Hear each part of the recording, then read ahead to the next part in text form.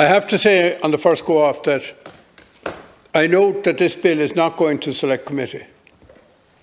I don't know whose decision that was. I presume it's the business committee.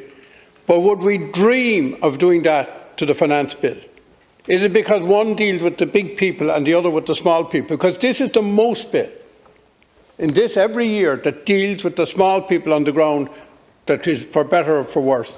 And I have to say that I'll certainly be lobbying within my own party next year that the social welfare bill will go to select committee for detailed analysis.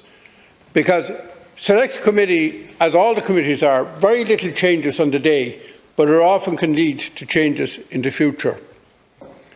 Now, the second thing I'd say is that I do note that the social welfare increases are below the amount of inflation, and there's no denying that, and that there's a lot of one-off payments.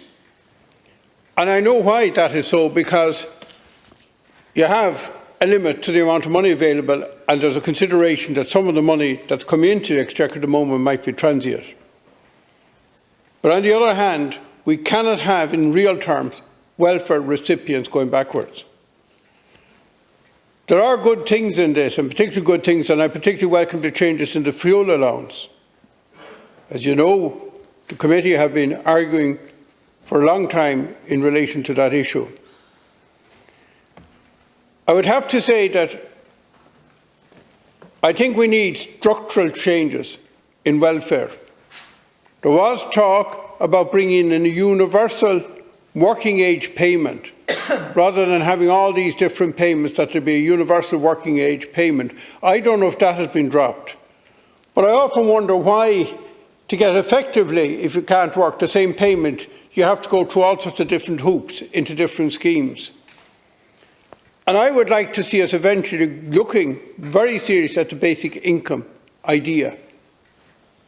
Individualisation is not going to go away, and as family make-ups become more complex, I think it's something, again, that sooner or later we're going to have to look at.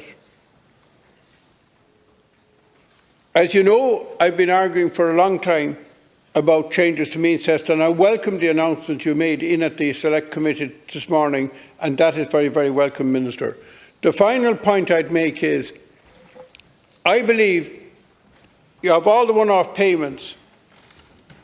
There's one I would like to keep as a one-off payment, but paid every year, and that is the double child benefit. I think it would be a huge assistance to parents if that was paid in September every year or August every year, because there are enormous costs on all families at the back-to-school time, paying for all the clubs, music lessons and all these up front. And I think, Minister, that should be seriously considered by the Government. I'll go into more details and a lot more technical issues another day. Just for your information, Deputy Ó Cuív, if a second stage is approved today, it is intended to refer this bill to the Select Committee on Social Protection, Community and Rural Development and the Islands, pursuant to Standing Orders 95 and 181.